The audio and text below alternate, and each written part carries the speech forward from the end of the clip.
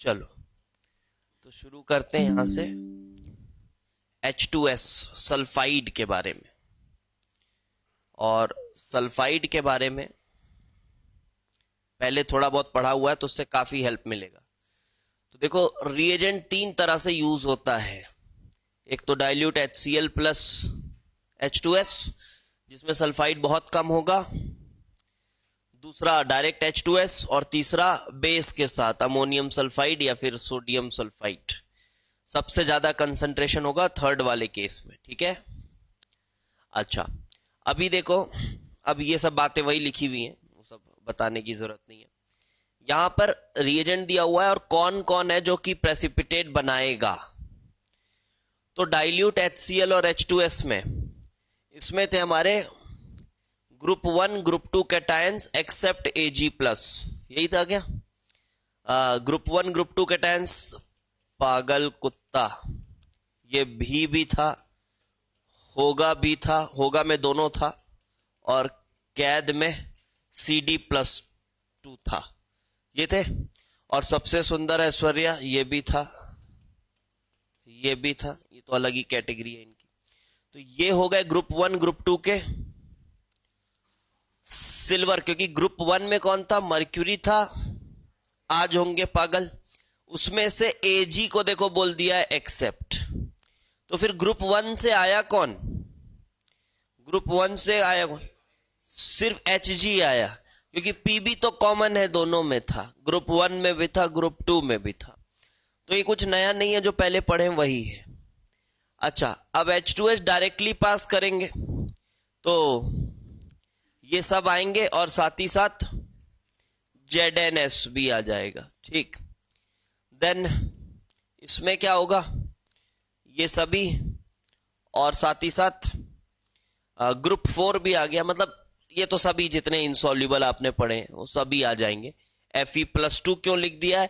क्योंकि Fe+2 कौन से ग्रुप का है? Fe+2 कौन से ग्रुप का है? किसी ग्रुप का नहीं है, +3 था ना अल्कर फी में, तीनों के हाइड्रोक्साइड्स थे। चलो इधर देखा जाए, Ag+, अब Ag+ थोड़ा सा देखो आपको अजीब लग रहा होगा सुन के, क्योंकि Ag+ क्या करेगा? तो जब आप इसमें डाइल्यूट HCl में डालेंगे तो ये क्या बनाएगा? AgCl, AgCl being more insoluble which does not convert into Ag2S at all, तो ये by AgCl का प्रेसिपिटेट बनाएगा। Pb+2 डालेंगे तो ये डाइल्यूट HCl एंड फिल्टर्ड, तो अगेन लेड क्लोराइड आएगा। लेकिन फिल्ट्रेट में क्या पढ़े थे? इनफ लेड आयंस निकल जाते हैं, जिसकी वजह से उसको ग्रुप 2 में भी रखा गया है, और H2S in presence of HCl यहां पर PbS बन जाता है। इसमें भी वही बात है, फिल्ट्रेट से वही हो रहा है। देन Hg22+ की बात करी जाए, कुछ भी इसमें नया नहीं है जो आपको याद करना है, ये सब आराम से प्रेडिक्ट कर सकते हैं आप। देखो इसमें जब ये डालेंगे तो ये शायद ग्रुप 1 वाला था क्या? ये कहां का था? ग्रुप 1 वाला था क्या? तो ये तो रेसिड्यू बनाया, और इसमें अगर हम और H2S डालेंगे या फिर फिल्ट्रेट में H2S, देखो फिल्ट्रेट में H2S डाल रहे हैं तो क्या आ रहा है? नो प्रेसिपिटेट, क्योंकि Hg22+, इसके बारे में तो ऐसा नहीं पढ़ा था ना हमने कि लेड जिस तरह से फिल्ट्रेट में पास हो जाता है वैसे ये भी फिल्ट्रेट में पास होता है, ऐसा तो नहीं पढ़ा था। फिल्ट्रेट से कौन पास होके ग्रुप 2 में भी जा सकता है? लेड, ये नहीं करता। तो इसीलिए इसके फिल्ट्रेट में अगर आप कुछ करोगे तो वहां पर Hg22+ है ही नहीं, Hg22+ है ही नहीं वहां पर। लेकिन अगर आप इसी में और H2S डालोगे तो इसके क्लोराइड्स जो है वो किस में कन्वर्ट हो सकता है? इसके सल्फाइड में। और पता ही है Hg22+ है तो Hg और ऐसा करके ब्लैक PPT बनेगा, ठीक है। ZnS की बात करी जाए तो H2S डाल रहे हैं तो जिंक सल्फाइड का व्हाइट प्रेसिपिटेट बना है। और एक चीज और है यहां पर, here the precipitation is partial because ZnS is soluble in acid below pH 6, तो the precipitation can be made complete in presence of sodium acetate, क्योंकि आपका ZnS बना है लेकिन देखो साथ में H+ भी आया है, और जब H+ आया है तो मतलब मीडियम थोड़ा सा कैसा हो रहा होगा, और हमने पढ़ा है कि ZnS एसिडिक मीडिया में डिसॉल्व हो जाता है, डाइल्यूट HCl में डिसॉल्व हो जाता है ZnS, होता है ना। तो इस वजह से अगर मीडिया एसिडिक है तो ये थोड़ा सा रिएक्शन कैसा होगा, रिवर्सिबल, मतलब थोड़ा सा प्रेसिपिटेट दिखेगा, थोड़ा सॉल्यूबल भी होगा, ये रिवर्सिबल काइंड ऑफ रहेगा। लेकिन अगर आपने मीडिया को थोड़ा बना दिया बेसिक, तो जैसे आपने बेसिक बनाया, ये सोडियम एसिटेट आपने डाला तो एसिटेट आयंस H+ को खाने लगेंगे, तो रिएक्शन फॉरवर्ड आएगी और ZnS का जो प्रेसिपिटेट था वो कंप्लीट हो जाएगा। ये देखिए, ये ZnS का प्रेसिपिटेट कंप्लीट, मतलब वही बात है, ये भी कुछ नया नहीं है, वही है कि भाई ZnS जब प्रेसिपिटेट बन रहा है तो मीडियम एसिडिक नहीं होना चाहिए, मीडियम एसिडिक है तो घुलने लगेगा, इसी वजह से हमने उसके मीडियम को थोड़ा बेसिक बनाकर रखा है। चलो अब आते हैं reaction of group 3 cations which H2SS2-। Group 3 cations मतलब हो गया फेरिक, ठीक। फेरिक और फेरस के साथ इसके रिएक्शन बहुत अद्भुत है। देखिए इसके जो ऑब्जर्वेशंस हैं उसको देखिए बहुत ध्यान से, ये बड़ा इंपॉर्टेंट सेगमेंट है, फेरिक आयंस के साथ H2S का रिएक्शन, ये पढ़ा भी नहीं है शायद हमने पहले। देखिए तो इसके साथ क्या आ रहा है, व्हाइट प्रेसिपिटेट A। क्या लगता है व्हाइट प्रेसिपिटेट किसका आया होगा, सल्फर का आया होगा, ठीक तो है, सल्फर का आया होगा, सॉरी क्या बोलता है बे, फेरिक आयन दिख रहा है, फेरिक आयन के पास रिड्यूस होने की टेंडेंसी है, तो पास वाले को ऑक्सीडाइज कर सकता है, तो पास वाला कौन है, सल्फाइड, तो सल्फाइड को क्या कर सकता है, ऑक्सीडाइज, तो यहां पर ये करेगा क्या, रेडॉक्स, ये रेडॉक्स होगा और इस रेडॉक्स से सल्फाइड जाएगा सल्फर में, व्हाइट प्रेसिपिटेट, और फेरस बन जाएगा, ऐसा कुछ। ये देखिए इस ऑब्जर्वेशन को इन्होंने समझा दिया है। तो फेरिक आयंस और H2S का रिएक्शन देख लीजिए, सल्फर का व्हाइट प्रेसिपिटेट बन जाता है। अच्छा यहां पर देखा जाए क्या हो रहा है, ये समझा जाए, ये ब्लैक प्रेसिपिटेट कैसे आया होगा, बड़े ध्यान से देखेंगे। आपके पास अमोनियम सल्फाइड या फिर Na2S है और है तो फेरिक, तो भाई सल्फाइड है और फेरिक है, तो पहली चीज क्या कर सकते हैं, रेडॉक्स, रेडॉक्स करेगा तो क्या होगा, Fe+2 और सल्फाइड, सॉरी सल्फर, सल्फर, ये व्हाइट प्रेसिपिटेट बनेगा, लेकिन यहां पर क्या प्रेसिपिटेट लिखा हुआ है इन्होंने, ब्लैक, FeS। क्यों S कहां से आ गया, क्योंकि भाई ये एक्सेस में है ना, एक्सेस में कैसे है, क्योंकि देखो ना ये आपने ये वाला रिएजेंट यूज किया है, तो जब ये रिएजेंट यूज करोगे तो सल्फाइड की मात्रा ज्यादा है, तो ये जो तुम्हारा फेरस बना है, अब ये फेरस इस सल्फाइड को पकड़ेगा और क्या बनाएगा, FeS प्लस सल्फर, ये तो पड़ा ही हुआ है, तो इसका क्या आया, ब्लैक, और इसका क्या आया, व्हाइट, तो क्या कलर बोलेंगे, ब्लैक ही दिखेगा ना भाई, तो ये ब्लैक, ये ओवरऑल ब्लैक है। और इसी मिक्सचर को किप्स एपरेटस में यूज किया जाता है। किप्स एपरेटस जानते हैं, लैब गए होंगे तो यूज तो किए ही होंगे।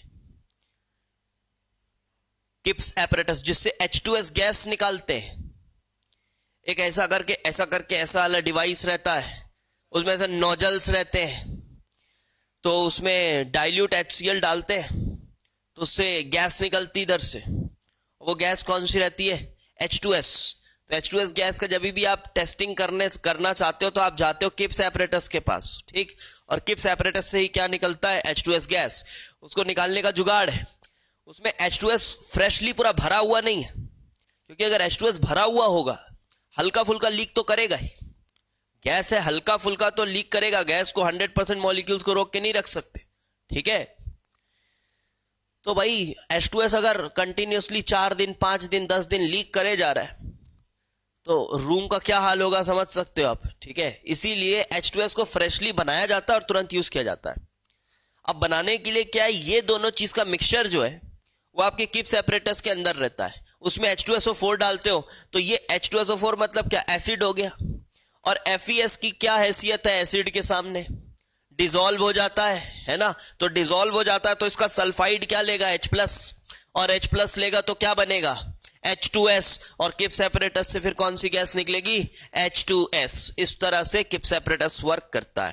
ये रिएक्शंस मैंने बता दी, ऑल तो लिखा होगा आगे, लिखा तो होगा ही। हाँ चलिए आइए देखिए ये रिएक्शन सीक्वेंस बहुत ही जरूरी रिएक्शन है, ऑल तो समझा दिया है मैंने। ये डाले, प्रेसिपिटेट नहीं आया, फेरस विथ इतने कम सल्फाइड के साथ कोई प्रेसिपिटेट नहीं आता। लेकिन आपने पहले करा दिया रेडॉक्स, तो रेडॉक्स होके क्या बन गया, व्हाइट। लेकिन सल्फाइड एक्सेस में डला हुआ है, इसी वजह से ये आ गया ब्लैक प्रेसिपिटेट। और इस ब्लैक प्रेसिपिटेट में जब अपन H2SO4 डालते हैं तो ये क्या बना लेता है, H2S। ठीक, यहां पर लिखा है hence the black precipitate B is, ये black precipitate, and FeS dissolved in dilute mineral acid and white precipitate of sulfur is obtained. The dissolution reaction of FeS with H2SO4 is utilized for the preparation of H2S in the laboratory using Kips apparatus. वही बात हो गई। अब आती है बात इसकी, aluminium और क्रोमियम, इनके पास रिडॉक्स करने की कोई टेंडेंसी नहीं है, नो रिडॉक्स टेंडेंसी, रिडॉक्स करने की कोई टेंडेंसी नहीं। और इनके सल्फाइड्स भी बहुत इनसॉल्युबल नहीं है कि आप डाइल्यूट एसिड ही डाल दो तो सल्फाइड का प्रेसिपिटेट हो जाए, नहीं होता। इसीलिए इसको ग्रुप 3 में रखा गया। अगर ये डालते ही प्रेसिपिटेट हो जाता तो इनको कौन से ग्रुप में रखते, कौन से ग्रुप में रखते, ग्रुप 2 में रखते। ठीक है, अगर ये डालते ही प्रेसिपिटेट हो जाता तो ग्रुप 2 में रखते। ये डाले प्रेसिपिटेट नहीं हुआ, और जब सल्फाइड की मात्रा हमने बढ़ाई तो भी सल्फाइड प्रेसिपिटेट नहीं होता, इसका क्या प्रेसिपिटेट हो जाता है, हाइड्रोक्साइड। इनके हाइड्रोक्साइड, क्योंकि जब आपने ये कौन सा मीडियम रखा है भी, कौन सा मीडियम, बेसिक मीडियम रखा है ना, बेसिक मीडियम रखा है तो हाइड्रोक्साइड आयंस है। तो इनके हाइड्रोक्साइड इतने जिद्दी होते हैं कि थोड़ा सा भी हाइड्रोक्साइड मिलेगा ये प्रेसिपिटेट कर जाते हैं। आगे लिखा होगा, on addition of sulfide reagent we get the precipitate of the hydroxides of the two metal ions. This happens due to partial hydrolysis of sulfide. Obviously sulfide hydrolyze हो जा रहा होगा, हाइड्रोक्साइड दे रहा होगा। ठीक है, वो अपनी जगह है, मतलब ओवरऑल मीडियम बेसिक हो गया होगा। देख लीजिए KSP वैल्यूज कितनी रहती है इनकी, 10 की पावर -38। इससे समझ आ रहा है इनकी सॉल्युबिलिटी 10 की पावर -18 या फिर जो भी है, आप 18 तो नहीं आएगा क्योंकि पावर 4 आ रहा है कुछ, वो निकाल लीजिएगा। सॉल्युबिलिटी बहुत कम है, बोलने का मतलब ये है। अब देखिए, अब क्लासिफाई किया हुआ है सल्फाइड को कुछ बेसिस पे, रंग के आधार पर भेदभाव हो रहा है। देखिए यहां पे तो सबसे पहले ब्लैक, ठीक, फिर येलो, ये सब पता है, लिखवा चुके हैं पहले। ये orange, buff coloured, white and SNS brown. Fine. Then अगला एक और क्लासिफिकेशन दिया हुआ है, ये शायद नया होगा आपके लिए।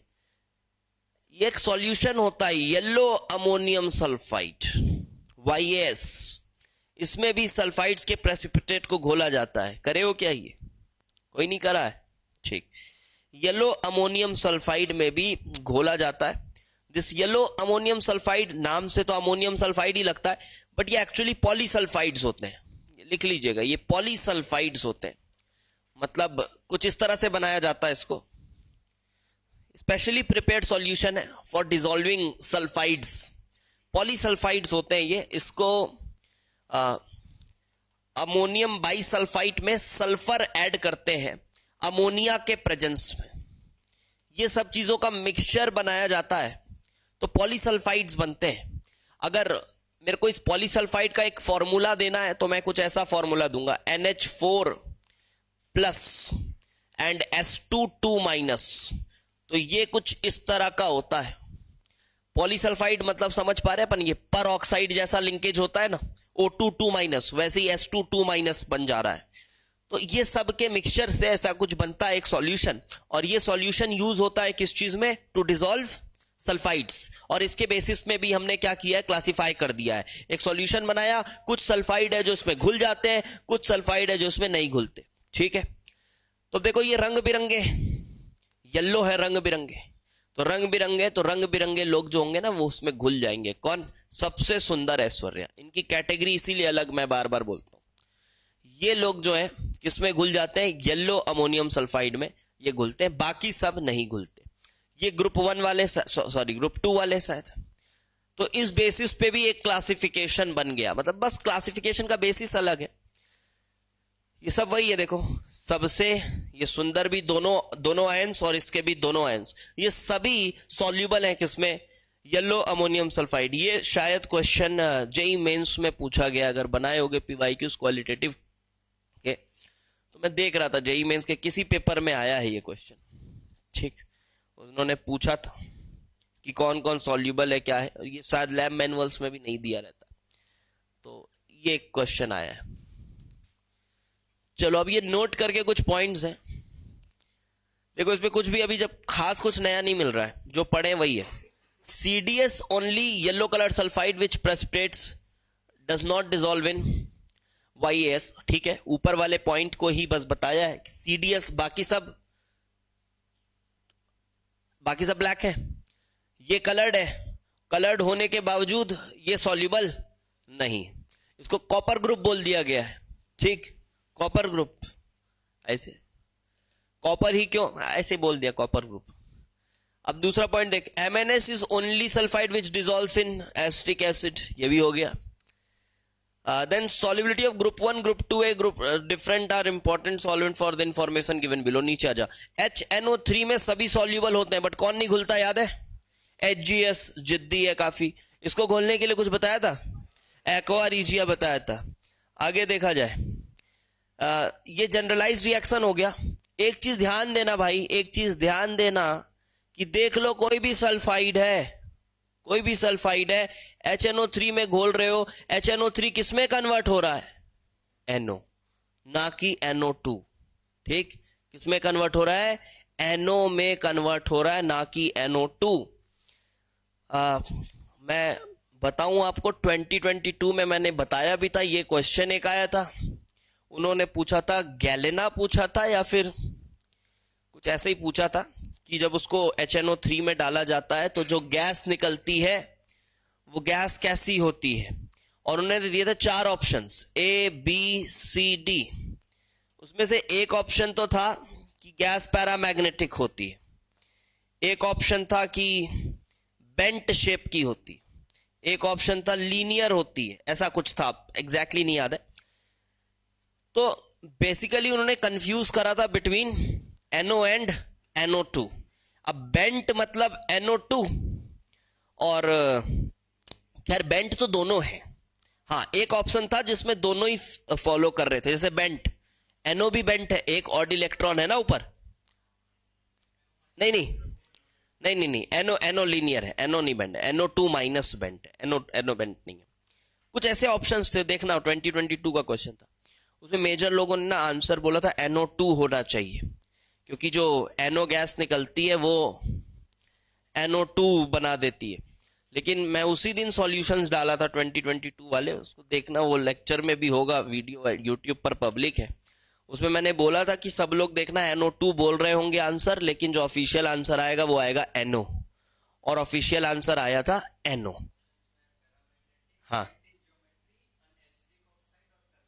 हाँ, एसिडिक ऑक्साइड, हाँ ये एक था कलरलेस। हाँ, ये 4 ऑप्शंस थे। क्वेश्चन क्या था पूरा एक बार क्वेश्चन पढ़ दे। देख, गैलेना विथ HNO3, यही है, लेड सल्फाइड गैलेना। ये अब गैलेना कैसे पता चलेगा? मेटलर्जी में पढ़ लोगे, टेंशन मत लो, ठीक है, मेटलर्जी में पढ़ोगे, गैलेना और है तो लेड सल्फाइड है। तो देख ले, यहां स्पष्ट लिखा हुआ है कि ये, और ये सबसे विवादित क्वेश्चन था 2022 का। जो बच्चे भी थे वो भी मेरे को मैसेज कर रहे थे, कॉल कर रहे थे, सर ये तो NO2 भी सही हो सकता है ना, ऐसा। मैं बोला जो लॉजिक देना है दे लो, आंसर NO आएगा, जिस दिन आएगा देख लेना, ठीक है। एक था बेंट, क्या ऑप्शन? बेंट, तो बेंट में NO2 आ गया, और एक क्या था, एक ऑप्शन था जो दोनों के लिए सही था शायद, पैरामैग्नेटिक भी सिर्फ पैरामैग्नेटिक दोनों रहेगा, है ना, NO भी पैरामैग्नेटिक है और NO2 भी पैरामैग्नेटिक है, दोनों में ऑड इलेक्ट्रॉन रहेंगे, दोनों में रहेंगे ऑड इलेक्ट्रॉन, तो पैरामैग्नेटिक दोनों में ठीक था। अब कलरलेस में NO कलरलेस है लेकिन NO2 कलर्ड है, तो ये नहीं, और लास्ट क्या था, एसिडिक ऑक्साइड, एसिडिक भी NO2 है, तो इसका आंसर था शायद बेंट, पैरामैग्नेटिक एंड एसिडिक। तो ये देखो स्पष्ट यहां पे लिखा हुआ है, कोई भी तरह का सल्फाइड है,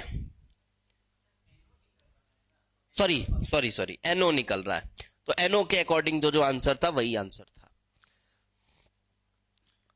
अब इधर आ गया एक्वारीजिया, एक्वारीजिया में भी घुल रहा है, सल्फर नीचे गिर रहा है और कौन सा गैस निकल रहा है, NO निकल रहा है, ठीक है। देन ये तो वही सॉल्युबिलिटी की बात है, ये पढ़ लिए, उसी का रिएक्शन लिख दिया हुआ है। Now comes the next reagent, H2S is finished. Next reagent which is reaction with KI। KI के बारे में भी ऑलमोस्ट सब कुछ पढ़े थे, जैसे KI आया दिमाग में खुलना चाहिए, P ब्लॉक वालों के साथ बनाएगा कॉम्प्लेक्स, और आयोडाइड्स की सॉल्युबिलिटी याद होनी चाहिए, CBI वाले आज हो गए पागल, और उसमें कुछ एक एक्सेप्शन था भी, इसके लिए बिस्मत था शायद, ठीक है।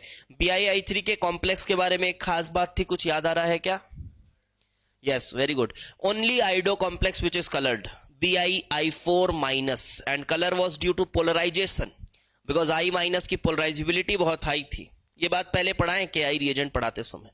अब चलिए इसमें देखते हैं क्या क्या है। Ag प्लस के साथ आज हो गए पागल, तो ठीक है, और KI के साथ नो चेंज, क्लियर है बात, क्योंकि D ब्लॉक कैटायन है, नहीं बनाएगा कॉम्प्लेक्स। ये PbI2 excess colourless soluble complex, done. Hg22 plus green precipitate of Hg2I2, excess KI डालने में कॉम्प्लेक्सेशन होगा, ये टूटेगा, डिस्प्रोपोर्शनेट होगा Hg में, और ये नेस्लर्स वाला सॉल्युबल कॉम्प्लेक्स बन जाएगा। Then using KI group 1 cations can be well distinguished. अब कौन डिस्टिंग्विश हो रहा है, क्या नहीं हो रहा है, उससे ज्यादा इंपॉर्टेंट बात है रिएक्शन क्या हो रहा है। Group 1 cations can be well distinguished, Hg2 plus KI डाल दिए, scarlet red precipitate, and then excess डाल दिए तो soluble complex, done. Bi plus 3 brownish black precipitate, सब कुछ पहले बता चुका हूं इसलिए नहीं बता रहा हूं फिर, and this BiI4 minus orange to yellow solution depending upon concentration, उस समय क्या ऑरेंज लिखाए थे, येलो ऑरेंज, ठीक है, तो वो डिपेंड करता है कंसंट्रेशन पे। अब कुछ रेडॉक्स होंगे, ferric ion, copper plus 2 ion, ये सब रेडॉक्स कर रहे होंगे, देख लो। Ferric ion give redox reaction, ये भी पहले पढ़ा हुआ है, Fe+2I2, और I2 को कैसे ऑब्जर्व करते हैं ये आपने 50 बार पढ़ लिया, एक I3 minus brown, I2 starch deep blue, और I2 with organic solvent layers, ठीक है, CCl4 CHCl3 एंड दिस, ये बार बार आ चुका है। देन कॉपर प्लस 2 के साथ भी रेडॉक्स होगा, लेकिन ये बड़ा इंपॉर्टेंट रेडॉक्स है, ध्यान से देखिएगा। सबसे पहले ये, पहले बस इसको देखिए, बाकी कुछ नहीं देखना, पहले बस इसको देखो, इसको देखो, इसको अपन खुद से सोचने की कोशिश करेंगे कि ये ऑब्जर्वेशन कैसे आ रहा होगा, बस इसको देखो, अभी ये सब नहीं देखने का। कॉपर प्लस 2 KI डाले तो क्या बन रहा है, डार्क ब्राउन अपीयरेंस, तो ये डार्क ब्राउन अपीयरेंस किसकी वजह से आ रहा होगा, ये पता है, I3 माइनस की वजह से।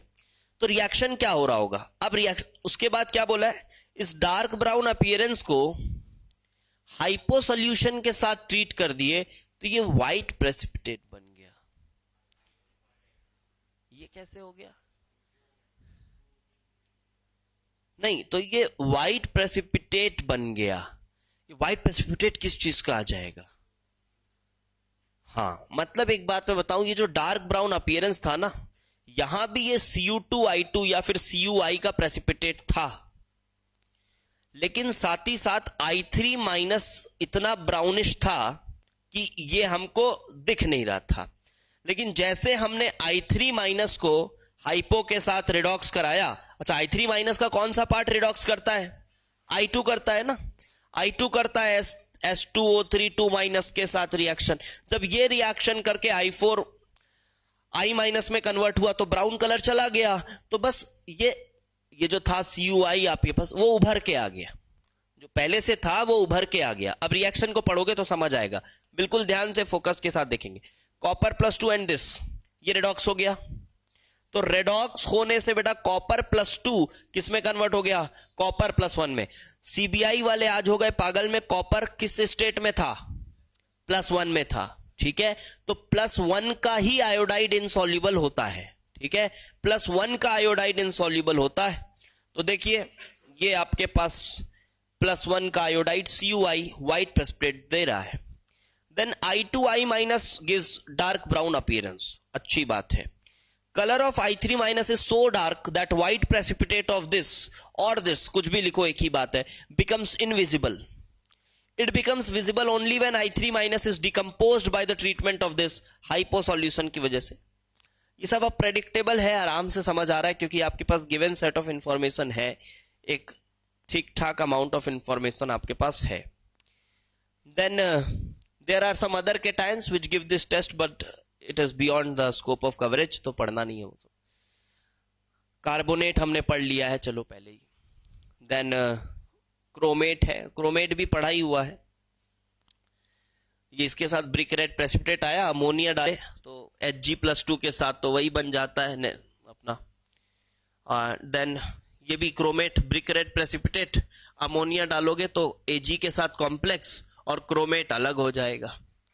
तो ये भी तो पढ़े थे ना, आज हो गई लाल लाल पीली, तो ये क्रोमेट, अमोनिया डालने से सिल्वर के साथ कॉम्प्लेक्स और क्रोमेट अलग, तो सॉल्यूशन येलो दिख रहा है, ये कलरलेस कॉम्प्लेक्स और yellow solution. Fine. Then reaction with KCN, the next reagent is KCN। KCN के बारे में भी पढ़े थे, कॉम्प्लेक्स बनाता था क्या KCN किसी के साथ, कॉम्प्लेक्स बनाता था नहीं बनाता था, ये डी ब्लॉक वालों के साथ बनाता था, ठीक, और मोस्टली इनसॉल्युबल रहते थे। कुछ भी नया नहीं आएगा, आराम से समझ आएगा, ध्यान से। Ag+ AgCN एक्सेस डाल दिए, complex soluble. Lead cyanide white precipitate excess डाल दिए, इनसॉल्युबल, डी ब्लॉक नहीं है। Hg22+ KCN, तो Hg और HgCN2 इसमें कन्वर्ट, और फिर अगेन यहां पर HgCN2 एक्सेस डालने से कुछ होगा नहीं, क्योंकि Hg तो कॉम्प्लेक्स बनाएगा नहीं साइनाइड के साथ, Hg साइनाइड के साथ कॉम्प्लेक्स नहीं बनाएगा, तो एक्सेस डालने से कुछ नहीं होने वाला। अब आ जाइए कॉपर और कैडमियम, ये उस समय मैंने बोला था ना बहुत इंपॉर्टेंट है। कॉपर के साथ ये साइनोजन निकलने वाली बात फिर से मार्क कर लेना, बहुत ज्यादा इंपॉर्टेंट है, क्या पता इस साल ही पेपर में आ जाए। कॉपर +2 KCN येलो प्रेसिपिटेट, इसमें कोई दिक्कत नहीं, बट ध्यान ये रखना है कि ये जो येलो प्रेसिपिटेट है CuCN, ये एक इंट्रामोलिकुलर रेडॉक्स कर लेता है तुरंत। कॉपर के पास हमेशा रेडॉक्स की टेंडेंसी है, तो Cu+2 और CN2 लिखा हुआ है, तो ये क्या करेगा, तुरंत रेडॉक्स, जिससे ये Cu+1 और CN2 साइनोजन में कन्वर्ट हो जाएगा। ये साइनोजन गैस तुरंत निकल जाएगी, और इस व्हाइट प्रेसिपिटेट में जब आप एक्सेस KCN डालोगे तो कॉम्प्लेक्स बन जाएगा। ध्यान रखेंगे ये जो कॉम्प्लेक्स है ये कॉपर +1 का ही कॉम्प्लेक्स बना हुआ है, इसमें आपकी ऑक्सीडेशन स्टेट में कोई चेंज नहीं आया, कॉपर +1 का कॉम्प्लेक्स बना हुआ है, और जब इसमें H2S डालते हो तो कुछ नहीं होता। इसका मतलब कॉपर +1 बाहर इतना नहीं है कि वो सल्फाइड के साथ प्रेसिपिटेट कर ले, तो इसको क्या बोलते हैं, ऐसे बोलते थे ना, this complex is perfect with respect to H2S। Good, ये पढ़ाया था कोऑर्डिनेशन कॉम्प्लेक्सेस में। So this complex is perfect with respect to H2S, but cadmium में ऐसा नहीं है। और कैडमियम में Cd+2 पहले व्हाइट प्रेसिपिटेट दिखेगा, और व्हाइट प्रेसिपिटेट में एक्सेस डालोगे तो कलरलेस सॉल्यूशन दिखेगा, CdCN4 2-, इसमें कोई रिडॉक्स नहीं हो रहा। लेकिन इसमें जब H2S डालते हो तो क्या मिल जाता है, CdS का येलो प्रेसिपिटेट। इसका मतलब this complex is imperfect, this is imperfect with respect to H2S, ठीक है। ये ट्रू कॉम्प्लेक्स नहीं बोला जाता इसको, तो ये याद रखना पड़ेगा कि इसमें कैडमियम बाहर इतना होता है कि वो सल्फाइड के साथ प्रेसिपिटेट कर ले, येलो प्रेसिपिटेट बना ले। ये दोनों रिएक्शंस इंपॉर्टेंट। इसमें रेडॉक्स नहीं हुआ है, देखो इसमें रेडॉक्स नहीं हुआ है, इसमें रेडॉक्स नहीं हुआ है। देन यहां पर कुछ बातें और बताई गई है। From the sequential reaction of copper toward it is clear that these two cations can be distinguish from each other as well as separated from their mixture.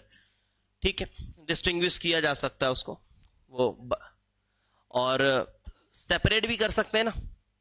Separate कैसे करा रहा है, देखो आपके पास अगर ये दोनों का सॉल्यूशन है, जो सॉल्यूशन में दोनों है, आपने KCN डाल दिया दबा के, ये बन गया तुम्हारा कॉपर वाला कॉम्प्लेक्स, ये बन गया कैडमियम वाला कॉम्प्लेक्स, साइनोजन वगैरह निकली है, और उसके बाद ये अल्टीमेटली कॉम्प्लेक्स दोनों बन गया। उसके बाद इसमें आप H2S पास करें, तो H2S पास करें तो ये जो कॉम्प्लेक्स था ये खत्म, और इसकी जगह पर क्या बन गया, CDS, और ये कॉम्प्लेक्स अभी भी सॉल्यूबल है, तो फिल्ट्रेट में कौन पास करेगा, ये कॉपर वाला कॉम्प्लेक्स, और ये जो है ये रेसिड्यू बच जाएगा। तो ये देखो रेसिड्यू कौन, CDS, फिल्ट्रेट में कौन पास किया, ये। बात समझ आ रही है क्या लिखा है, कैसे लिखा है? हाँ ठीक। अब आगे देखो,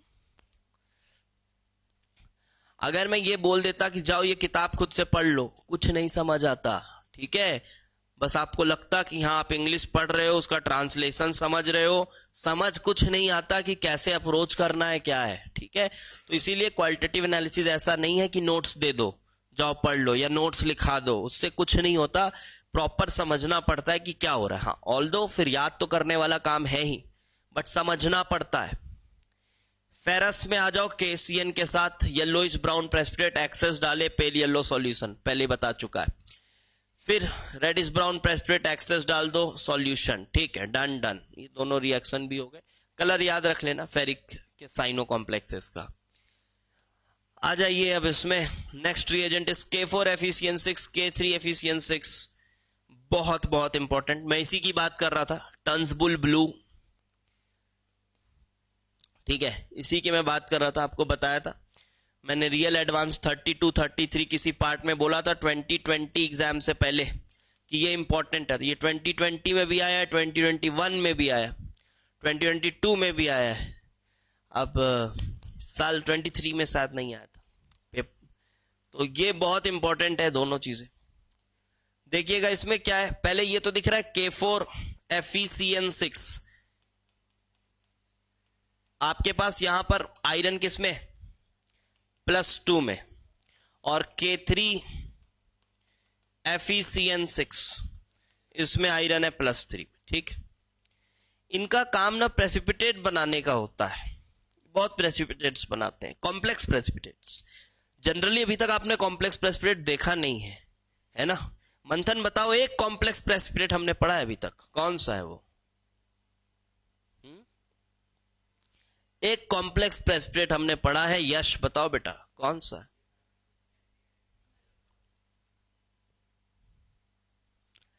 बताओ प्रियांशु, कोई कॉम्प्लेक्स प्रेसिपिटेट हमने पढ़ा है क्या अभी तक?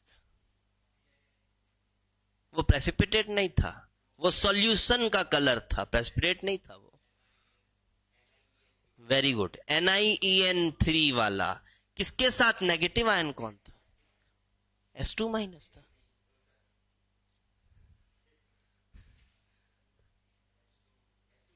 थायोसल्फेट थी साली इतनी सुंदर कि आज भी क्यों ना होंगे, तो वो ना था ना उधर।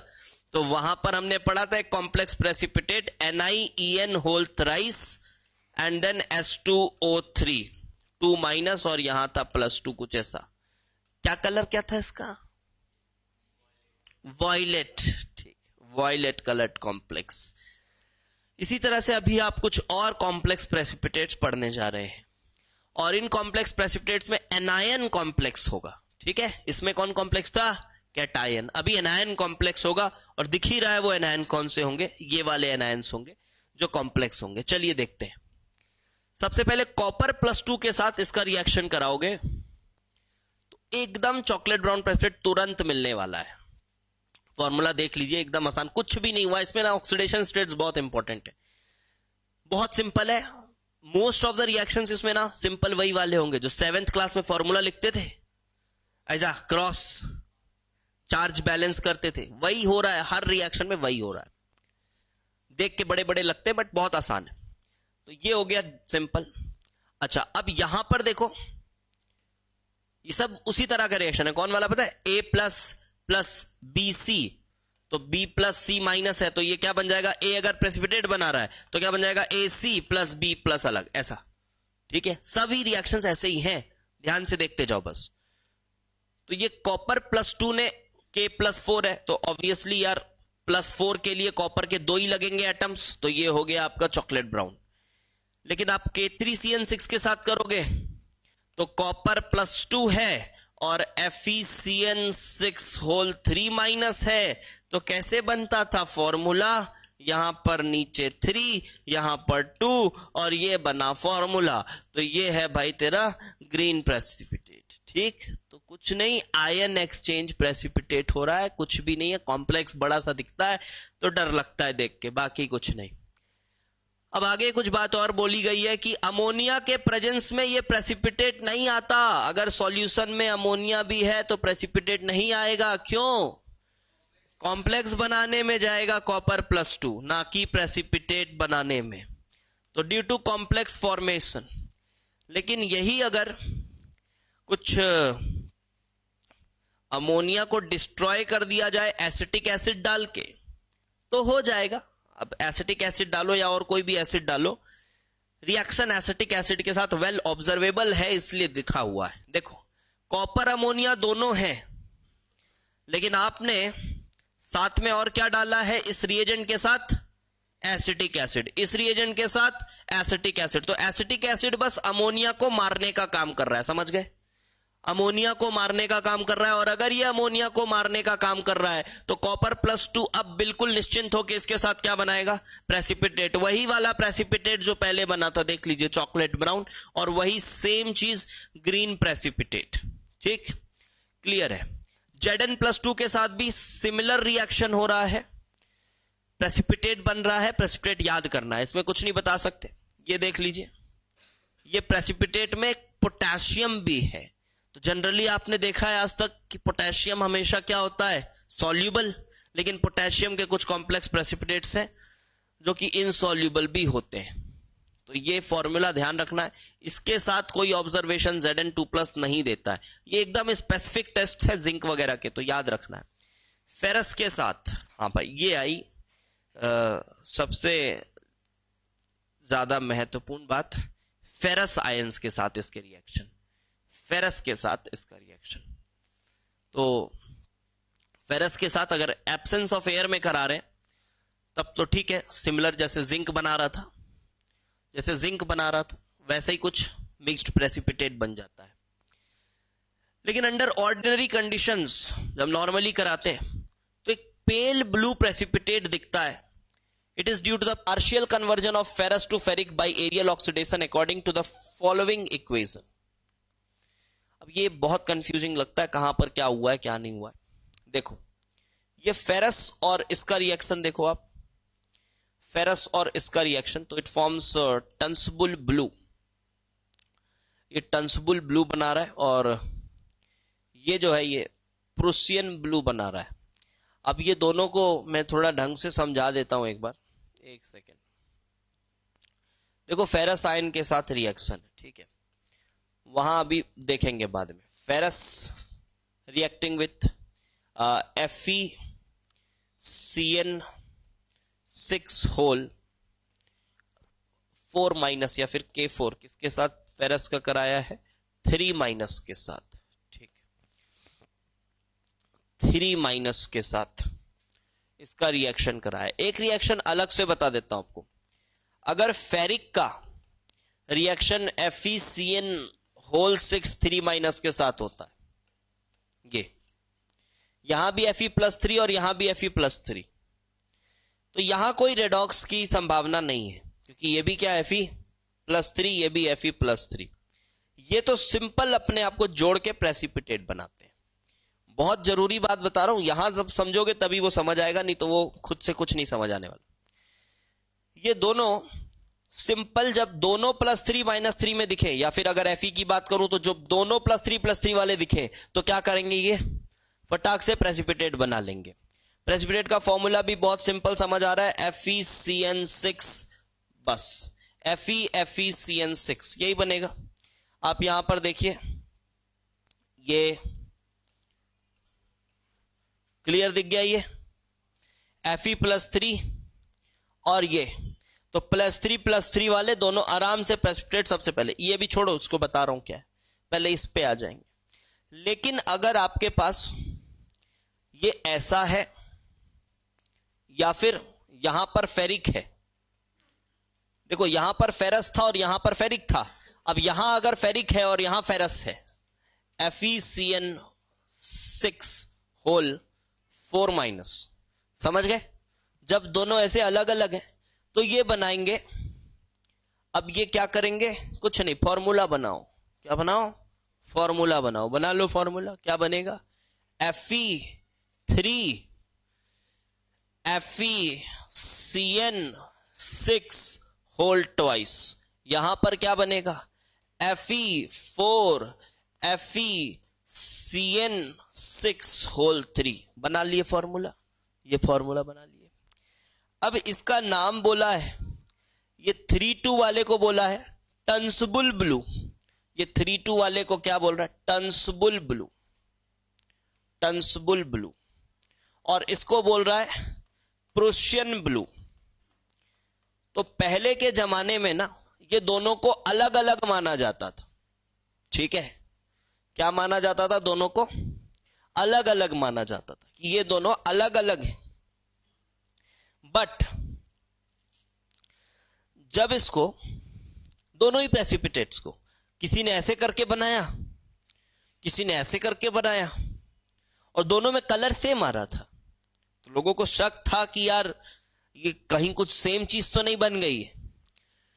लेकिन फिर इन्होंने ऐसा फॉर्मूला प्रस्तुत किया, इन्होंने ऐसा फॉर्मूला दिया, तो माना जाता था कि यार दोनों क्या है, अलग अलग हैं, कुछ अलग अलग है। लेकिन फिर भी जब इसमें ना NaOH डाला जा रहा था, दोनों ही प्रेसिपिटेट्स में, टंसबुल ब्लू ले लो या फिर प्रूशियन ब्लू ले लो, मैं रिएक्शन भी लिख कर बता देता हूं आपको। जब NaOH डाला जा रहा था इसमें, कुछ भी ले लीजिए दोनों में से, टंसबुल ब्लू या फिर Prussian blue, Fe4 FeCN6 whole 3 या फिर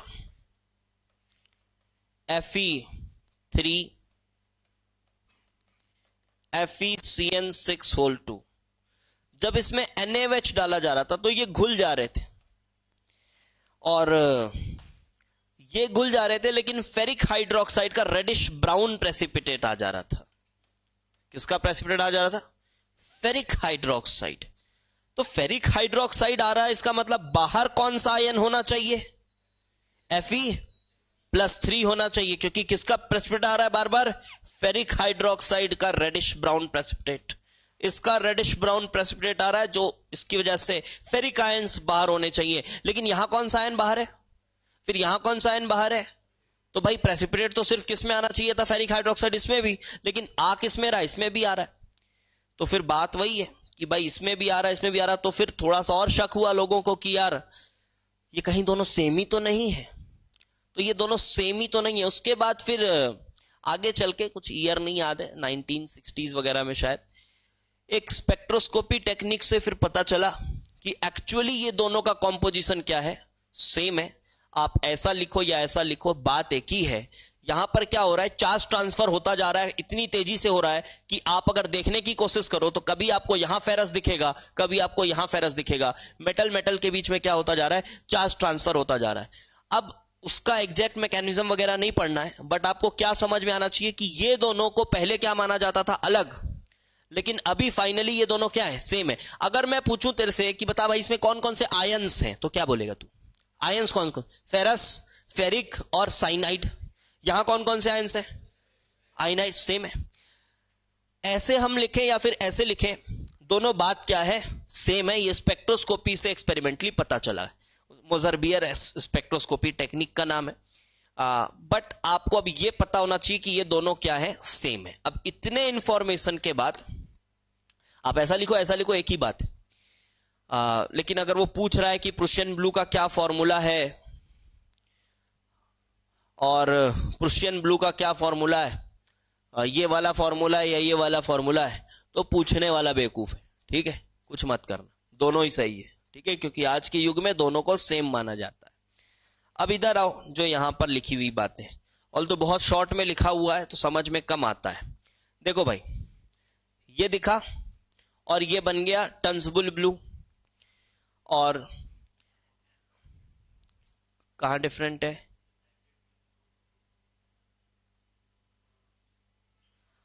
अबे तो वही तो किए इधर, ब्रैकेट में होल थ्राइस यहां भी तो है, पूरे में मार दिया है क्या?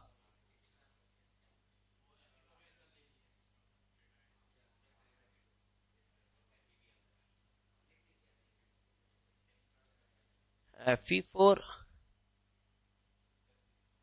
अबे वो गलती से लिखा है यार, इसको हटाना इसको। ठीक है, हाँ, तो इसी में लिखा है।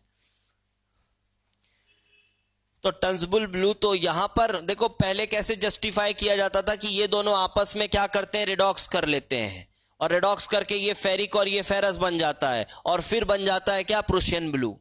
लेकिन ऐसा कुछ नहीं है, ये रिडॉक्स कर लेते हैं, ठीक है, लेकिन ये ऐसा बन भी गए ना तो आपस में चार्ज ट्रांसफर कर रहे हैं, तो ये दोनों एक ही चीज है, ऐसा मान के चलना है। ठीक, ये कोई रिडॉक्स, मैंने भी ऐसे ही लिख कर दिया आपको, देखो पहले मैंने ऐसा लिखा फेरस फेरिक, और फिर एक तरह से रिडॉक्स करा दिया तो फेरिक फेरस, लेकिन दोनों में बनने वाली जो चीज है वो सेम है, Prussian blue and Turnbull blue. Composition ध्यान रखिएगा। आगे देखो क्या लिखा हुआ है, initially it was suggested that Prussian blue, initially it was suggested that Prussian blue and Turnbull blue are two different precipitates, but now with the detailed study of Moser-Beer spectroscopy it is proved that they are of identical composition and structure।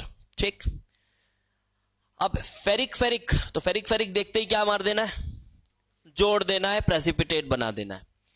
अच्छा, अब यहां पर जब आप कोई reducing agent लाएंगे जैसे SnCl2 H2O2, तो अगेन क्या मिल जाएगा, प्रुशियन ब्लू।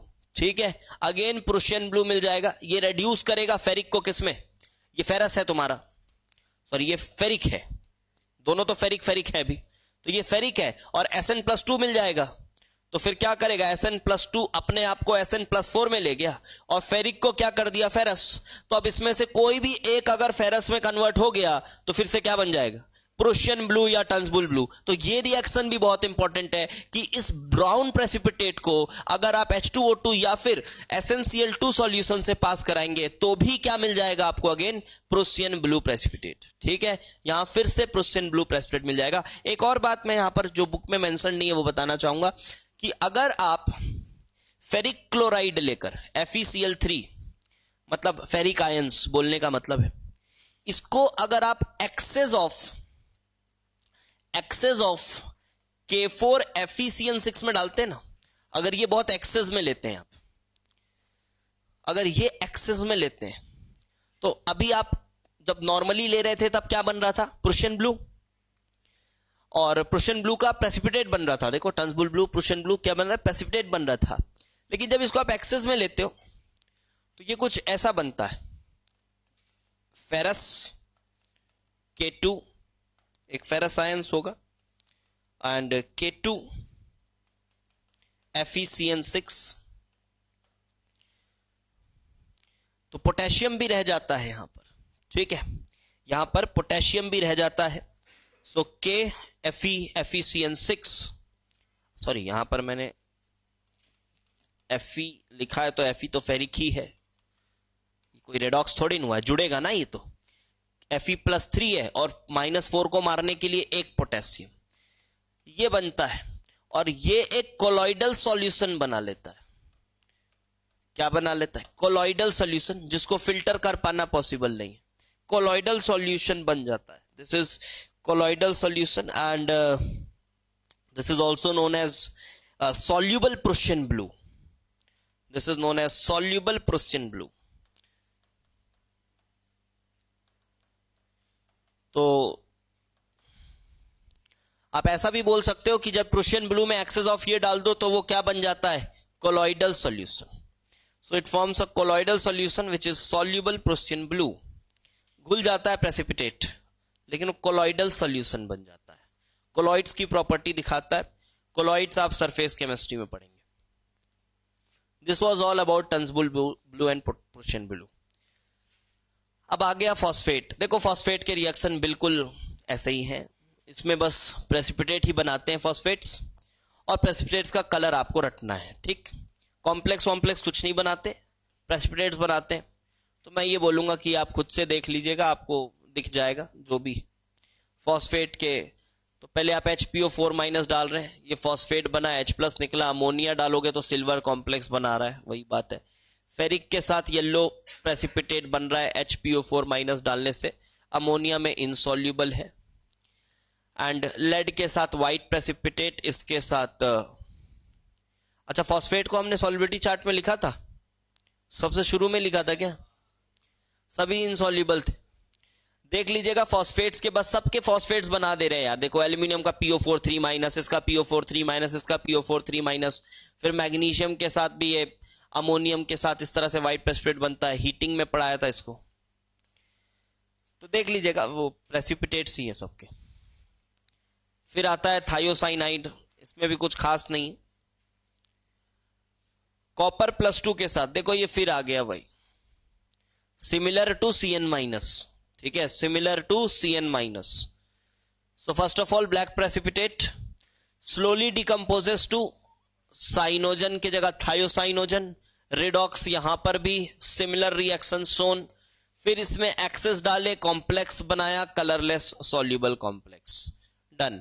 फेरिक का एक स्पेसिफिक टेस्ट बता दिया है, ये भी पता है। अब देखो चैप्टर खत्म हो गया, अब ज्यादा कुछ नहीं बचा है, थोड़े बहुत ऐसी प्रेसिपिटेट्स हैं।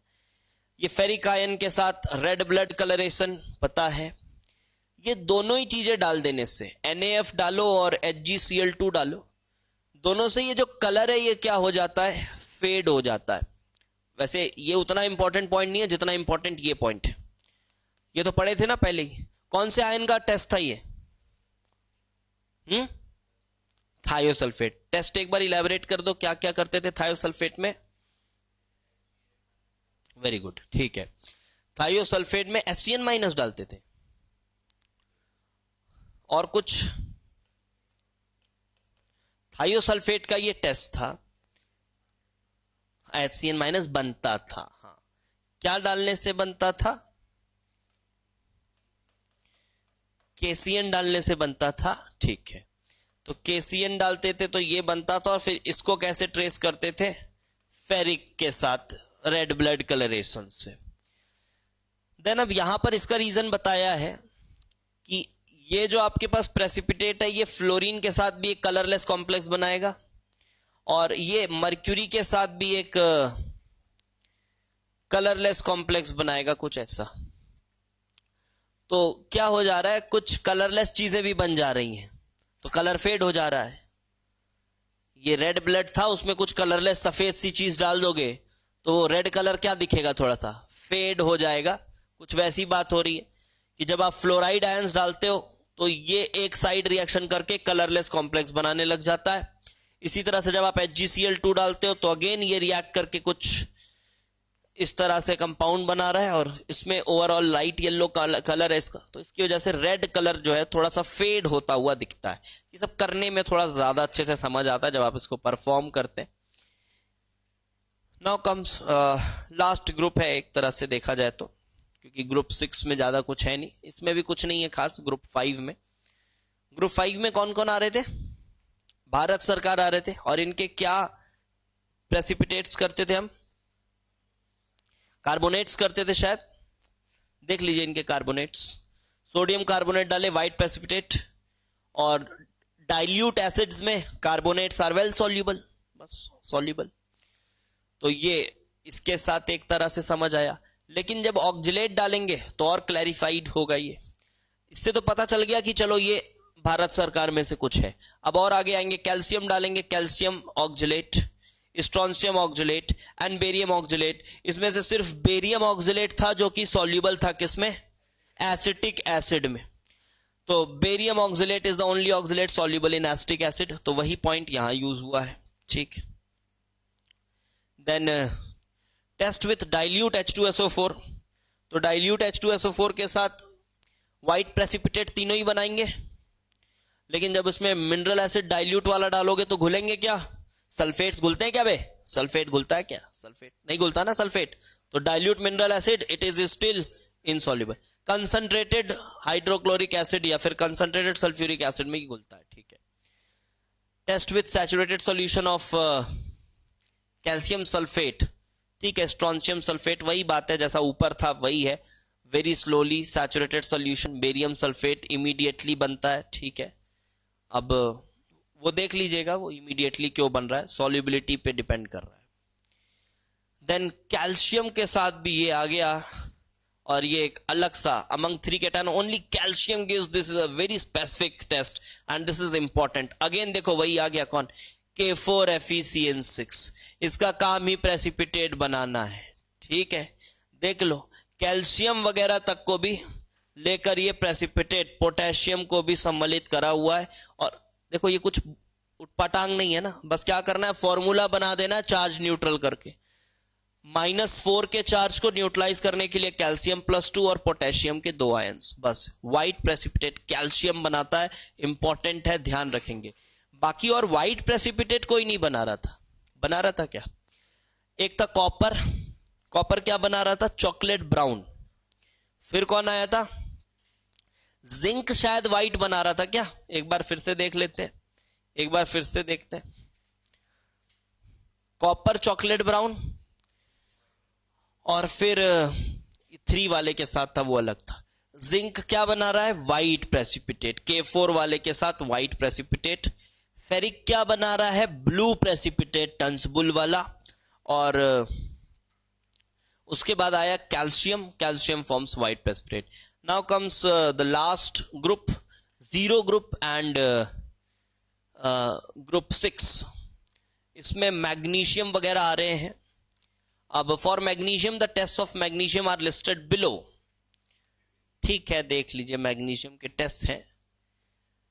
हाइड्रोक्साइड प्रेसिपिटेट होगा, और जब आप NH4Cl सॉल्यूशन डालेंगे तो ये क्लियर सॉल्यूशन हो जा रहा है। ये NH4Cl ऐसा क्या कर रहा है यहां पर, NH4Cl सॉल्यूशन एक तरह से ना इसको बस OH- को वो कम कर रहा है। अमोनियम आयन आपने डाल दिए हैं, लेकिन एक तरह से बस डाइल्यूट कर रहे हो आप सॉल्यूशन को, हल्का डाइल्यूट करते जा रहे हो, तो मैग्नीशियम हाइड्रोक्साइड ना वो सॉल्युबल होता जा रहा है अमोनियम क्लोराइड के सॉल्यूशन को डालने से। हर जगह वही कर रहे हैं, देखो डाइल्यूट कर रहे हैं थोड़ा सॉल्यूशन को, और थोड़ा एसिडिक H भी प्रोवाइड कर रहे हैं OH- को, तो इस तरह से ये सॉल्युबल होता जा रहा है। तो ये दोनों ही टेस्ट मैग्नीशियम के लिए स्पेसिफिक। आप कार्बोनेट +2 वाला ये कार्बोनेट डालेंगे तो ये दोनों का व्हाइट प्रेसिपिटेट। फॉस्फेट अभी देखे थे, हीट करने पे व्हाइट रेसिड्यू। इसकी हीटिंग का क्या ट्रिक बताए थे, पानी निकाल रहे थे कुछ, याद है? ये हीटिंग रिएक्शन ऑफ फॉस्फेट्स में चेक करिएगा, पढ़े हीटिंग ऑफ फॉस्फेट्स चेक करिएगा, वहां पर ये रिएक्शन हमने पढ़ा हुआ है। देन मैग्नीशियम आता है इसमें, और कौन आता है, सोडियम आता है, पोटेशियम आता है इस ग्रुप में, ग्रुप 6 में। तो ग्रुप 6 में आ गया ये सोडियम, तो सोडियम के लिए flame test is done for its confirmation. Potassium and ammonium के लिए most of the wet test are very similar in observation, तो वेट टेस्ट से जल्दी समझ में आता नहीं है। वैसे यार सीधा सा काम है, पोटेशियम मैग्नीशियम और अमोनियम में अगर आपको डिस्टिंग्विश ही करना है तो सिर्फ आप क्या करें, बेस डाल दें, और बेस डालने से ही आपको पता चल जाएगा, अमोनियाकल स्मेल आ जाएगी। सिंपल सा रिएक्शन है, बट यहां आपको रिएक्शंस याद कराने की ज्यादा कोशिश करी जा रही है, ना कि डिस्टिंग्विश करके बताने की। तो रिएक्शंस देख लीजिए, इसमें मैं कुछ नहीं बता सकता।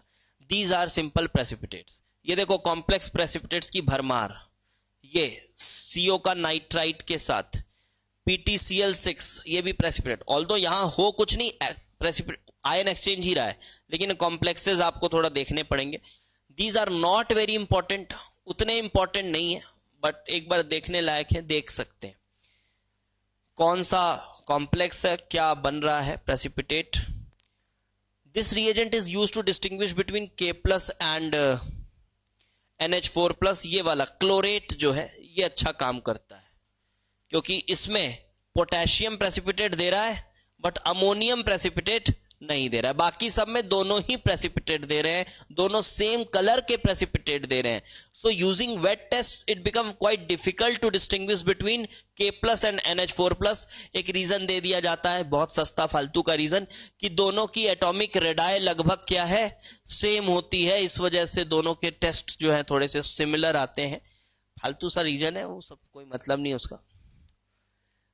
These two cations can also be distinguished by one another by evolution। बस यही कर लेते हैं, है ना। क्या इतना प्रेसिपिटेट बना बना के सेम प्रेसिपिटेट देख रहे हो, बेस डालो, हो गया, अमोनिया निकला, और उसके बाद पता चल जाएगा कि वो ऐसा है। डन।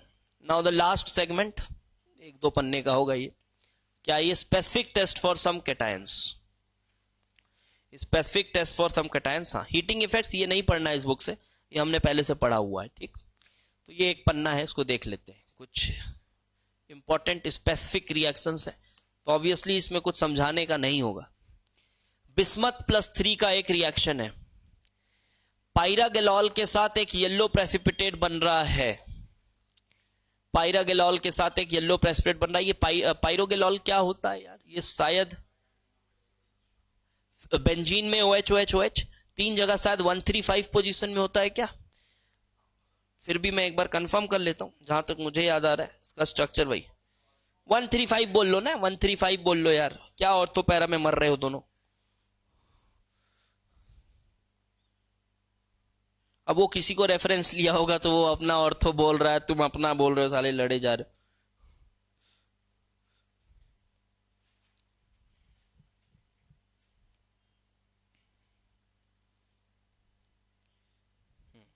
हम सभी गलत थे, ये 1 2 3 पोजीशंस में लगा हुआ है, इसलिए मेरे को कंफ्यूजन था, मैंने बोला देख लो। 1 2 3 पोजीशन में लगा हुआ है, ये है पायरोगेलॉल, एंड पायरोगेलॉल के साथ ये येलो प्रेसिपिटेट बना रहा है, दैट्स इट। तीनों एसिडिक H निकल रहे होंगे ये, ठीक है। तो इसका स्ट्रक्चर अगर अपन देखें तो कुछ ऐसा फिनॉक्साइड बन रहा होगा ऐसा, ये O- एंड O-, और इनको बैलेंस करने के लिए बिस्मथ +3, और ये है येलो प्रेसिपिटेट ऑफ बिस्मथ पायरोगेलेट, ठीक। Na+, ये तो बड़ा इंपॉर्टेंट है, DMG-, अच्छा जे एडवांस में आया था, अच्छा मेंस में आया था, ठीक। तो ये भाई निकल +2 DMG बहुत इंपॉर्टेंट है, ये रोजी रेड प्रेसिपिटेट। DMG याद है, कुछ खास बात थी इसमें, हाँ नाइट्रोजन डोनर था, ठीक है। कुछ और खास बात, इंट्रामोलिकुलर H बॉन्डिंग, ये खास बात थी इसकी। डाइमिथाइल ग्लाइऑक्सिमेट, कुछ ऐसा स्ट्रक्चर हुआ करता था शायद, ऑक्साइम था ना इधर, तो यहां पर नहीं था, ये ऐसा था शायद, डबल बॉन्ड N, और ये था OH। अच्छा सिमेट्रिकल था क्या ये, नहीं था, ये O-, ये डाइमिथाइल, ये N से डोनेट और N से डोनेट, और इधर से भी ये N से डोनेट, सेम बना लो, C single bond C, double N O-, and this, और यहां पर ये भी N से डोनेट, यहां रहेगा आपका Ni+2, और यहां से OH का H बॉन्डिंग, यहां से OH का H बॉन्डिंग, और ये बनेगा रोजी रेड प्रेसिपिटेट। स्पेसिफिक है, ये भी एक कॉम्प्लेक्स प्रेसिपिटेट है। फेरस के लिए भी कुछ पायरिडिन वायरिडिन के साथ ये प्रेसिपिटेट बनाता है, देख लीजिए फेरस किसी भी ग्रुप में नहीं था, ठीक। तो इसको अलग से 2-3 टेस्ट इसके हैं। DMG के साथ रेड कलर आ रहा है, रोजी रेड और रेड में फर्क है, देखने से पता चलेगा। एंड देन डाइपायरिडिल, इसके साथ भी एक कॉम्प्लेक्स बना रहा है, रेड कलरेशन। एक बात और मैं बताऊं, खैर यहां पर कोई प्रेसिपिटेट आपको नहीं दिख रहा है, ठीक है, दीज आर नॉट प्रेसिपिटेट्स, ये बस क्या है, सॉल्यूशन का कलर है, ठीक, और ऊपर वो प्रेसिपिटेट था। देन यहां पर भी 110 फिनेंथ्रोनोलिन के साथ, ये एक ही तरह का लाइगेंड है, देखो थोड़ा एन डोनर, यहां भी रेड कलर आ रहा है, यहां भी रेड कलर आ रहा है। फॉर्मूला उतना इंपॉर्टेंट नहीं है, किसके साथ क्या बना रहा है वो देखिएगा। यह है रिनमैन्स ग्रीन। ये भी Zn+2 का एक इंपॉर्टेंट टेस्ट है। This is Rinmann's green. Zn+2 को जब आप ये इंपॉर्टेंट टेस्ट है भाई, है ना, Zn+2 का ये एक इंपॉर्टेंट टेस्ट है, ये भी पूछा जा सकता है एग्जाम में। K3COCN6 फॉर्मूला ही जोड़ा हुआ है, -3 चार्ज को बैलेंस करने के लिए एक K+ और एक Zn2+ फिट हुआ है, और जब इसको जला दिया जाता है तो नीचे ग्रीन रेसिड्यू बन जाता है, और ये ग्रीन रेसिड्यू एक्चुअल में मिक्स्ड ऑक्साइड होता है, कोबाल्ट ऑक्साइड, जिंक ऑक्साइड, ये मिक्स्ड ऑक्साइड होता है। इसको लोग कुछ इस तरह से लिख भी देते हैं ZnO2, बट एक्चुअली में ये कॉम्प्लेक्स नहीं है, ये मिक्स्ड ऑक्साइड है। इस तरह से COO.FeO, जिस तरह से मिक्स्ड ऑक्साइड आप आयरन के लिए पढ़ते हो ना, Fe2O3.FeO, जिसको आप मिला जुला कर क्या लिख देते हो, Fe3O4, कुछ वैसा ही मिक्स्ड ऑक्साइड बन जाता है। तो कोबाल्ट का साइनो कॉम्प्लेक्स है, ध्यान रखना। Zn+2 का एकदम स्पेसिफिक टेस्ट है, this is Rinmann's green test. जलाने के बाद ग्रीन होता है, पहले येलो प्रेसिपिटेट देखने को मिलता है। देन क्रोमियम और Mn, दो चीज और छोटी सी बची हुई है। अब जब क्वेश्चन करेंगे तो और आपको चीजें याद आएंगी, ठीक है, उसमें और याद आएंगी, उसमें थोड़ा मजा आएगा करने में। थोड़ा सा समय दूंगा आपको, याद कर लीजिएगा, उसके बाद फिर क्वेश्चंस करेंगे तो और ठीक लगेगा। Copper+2 विद दिस, फिर से अलग रिएक्शन है। While Zn+2 plus this will form white precipitate. ये किसका स्पेसिफिक टेस्ट है? शायद Zn2+ का ही बता रहा है वो, ठीक, Zn+2 का ही बता रहा है, white precipitate. But in presence of zinc and copper also reacts through induced reaction giving rise to a yellow precipitate, अच्छा, violet precipitate due to complex formation with both ions। तो copper and this, यहां पर क्या होता है, इसको बोलते हैं induced precipitation। यहां पर क्या हो रहा होता है, इसमें भी कोई ऐसा KSP वगैरह से नहीं समझ आएगा, ये भी एक बस ऑब्जर्वेशन है। देखो, अगर अकेले कॉपर को डाल रहे हो तो कुछ रिएक्शन नहीं आ रहा है, लेकिन इसके संगत में आके कॉपर भी क्या बना लेता है, प्रेसिपिटेट। ठीक, लॉजिक नहीं है, उसको फिर नाम दे दिया गया क्या, इंड्यूस्ड प्रेसिपिटेशन। तो अगर दोनों साथ में होते हैं और सेम रिएजेंट आप डालोगे तो ये मिला जुलाकर, ये तो व्हाइट प्रेसिपिटेट आ रहा था, लेकिन ये पूरे दोनों को मिलाएंगे तो क्या प्रेसिपिटेट आएगा, वॉयलेट प्रेसिपिटेट आएगा। और ये वॉयलेट प्रेसिपिटेट, एक्चुअली ये प्रेसिपिटेट अकेले में नहीं बन रहा था, ये तो खैर व्हाइट ही रहता है, तो एक्चुअली में इसी के वजह से ये कौन सा कलर आ रहा होगा, वॉयलेट कलर आ रहा होगा। नेट एक वॉयलेट प्रेसिपिटेट देखने को मिलता है। क्यों ऐसा हो रहा है, इसके पीछे कोई लॉजिक नहीं। ये बुक इसीलिए मुझे और अच्छी लगती है, इसमें फालतू के लॉजिक्स नहीं लिखे हैं। कहीं कहीं सीधे लिख दिया है कि रीजन इज अनसर्टेन, कि भाई ये नहीं पता क्यों हो रहा है, ठीक है। जबरदस्ती के लॉजिक्स नहीं लिखे कि कैटायन रेडाई सेम है तो ये हो रहा है, ये क्या लॉजिक, कैटायन रेडाई सेम है तो ये हो रहा है, तो फिर तो हर रिएक्शन होना चाहिए। होता है क्या ऐसा हर रिएक्शन? कुछ नहीं होता। कितनों के कैटायन रेडाई सेम होंगे, आसपास सेम होंगे, इसलिए और सही है किताब इस चैप्टर के लिए। हर चैप्टर पढ़ने लायक नहीं है। क्रोमियम+3 के साथ ये रिएक्शन कराया गया है S2O8 2- के साथ, और ये सल्फेट में कन्वर्ट हुआ है। क्या ये रेडॉक्स है? क्या ये रेडॉक्स है? हाँ है ना, है ना। क्रोमियम+3 तो ऑक्सीडाइज हो जाएगा। फिरंगी औरत वाली ट्रिक से देखो, ये कौन था फिरंगी औरत वाली ट्रिक में? मार्शल, मेन कैरेक्टर तो यही था बे। तो ये मार्शल S2O8 2-, इसका ऑक्सीजन ऑक्सीडाइज होता था, बताए थे, मतलब रिड्यूस हो रहा है यहां पर सल्फेट में, और क्रोमियम+3 ऑक्सीडाइज हो जा रहा है क्रोमेट में। Cr+3 अल्कलाइन मीडियम में CrOH4- के फॉर्म में रहता है, ठीक है। देन ये क्या लिखा हुआ है, इस फॉर्म में रहता है। फिर H2O2 डाल रहे हैं, तो H2O2 के प्रेजेंस में Cr+3 ऑक्सीडाइज हो जा रहा है, +3 है, H2O2 इसको ऑक्सीडाइज कर रहा है टू CrO4 2-। क्रोमेट डाइक्रोमेट बहुत पढ़ लिए। और क्या लिखा हुआ है here, very important reagent, sodium metaborate can be used instead of H2O2। तो ये BO3-1 किस में कन्वर्ट हो रहा है? देखो BO3-1 आपने रेयरली देखा होगा। BO3-1 ये भी एक अच्छा ऑक्सीडाइजिंग एजेंट होता है, और ये किस में कन्वर्ट कर रहा है इसको? क्योंकि BO3-3 ही जो है वो आपने ज्यादातर देखा है, BO3-3 H3BO3 से निकालकर। ये एक टेरिफिक ऑक्सीडाइजर है, लेकिन बहुत रेयरली यूज होता है, इसलिए अपन इसको लिस्ट में नहीं लिखे, बहुत रेयर यूज होता है।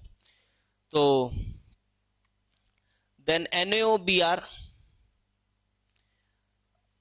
Cr+3 के साथ अगेन फिर एक रेडॉक्स रिएक्शन है। OBr माइनस में Br+1 में होता है तो नीचे जाएगा और ये क्रोमियम को ऑक्सीडाइज करेगा। तो हर बार क्रोमियम ऑक्सीडाइज हो रहा है और अपने अपने कलर्स दे रहा है। कुछ इसी तरह से Mn+2 भी ऑक्सीडाइज होगा। Mn+2 किस में ऑक्सीडाइज होगा? Mn+7 में, MnO4- में। तो ये कुछ सिंपल रिएक्शंस हैं। S2H2- के साथ again same reaction. PbO2 oxidising agent, PbO2 getting converted to this, and nitric acid is use to provide the medium, और ये MnO4- में गया। एंड BiO3- ये भी बताए थे, बिस्मथ+5 स्ट्रॉन्ग ऑक्सीडाइजर। तो अगेन ये कन्वर्ट हुआ बिस्मथ+3 में, और Mn+2 इसमें ऑक्सीडाइज हुआ। तो ये कुछ सिंपल रिएक्शन है। और ऑब्जर्वेशन क्या है पता ही है आपको, कलरलेस से किस में जा रहा है? पर्पल। तो देखो ध्यान से ये बात कि Mn+2 को ऑक्सीडाइज करने के लिए कुछ बड़े तगड़े ऑक्सीडाइजर्स चाहिए होंगे। ठीक है, कहां आ रहा था? फिरंगी औरत को देख, मार्शल भी हुआ पागल पर मन पर, तो सीधे पर मन तो सबसे पहले ही आ गया था। तो अगर इसके Mn+2 को इसमें लाना है तो ऊपर वाले यूज होंगे, ऊपर वाले यूज होंगे। अब ऊपर वाले में कौन था? फिरंगी औरत को बीच पर देख मार्शल, तो देखो एक मार्शल यूज किया इसने। पागल के लिए PbO2 यूज किया था, और भी के लिए क्या यूज किया था अपन ने? बिस्मथ+5। तो देखो बिस्मथ+5 यूज किया। तो ये तगड़े ऑक्सीडाइजर्स लोगे तभी ये काम हो पाएगा, अदरवाइज Mn+2 को उसमें कन्वर्ट करना आसान बात है नहीं। So this marks the end of the chapter. ये चैप्टर हुआ खत्म। कुछ एक्स्ट्रा बातें थोड़ी बहुत एक आध घंटे आपको बता देंगे, कुछ एक्स्ट्रा पॉइंट्स बुलेट पॉइंट्स के फॉर्म में। ठीक है, ऑल्दो अब आपको यही है कि भाई इनको याद करिए और फिर इसके क्वेश्चंस करेंगे, तब मजा आएगा। ठीक है, ओवर फॉर टुडे।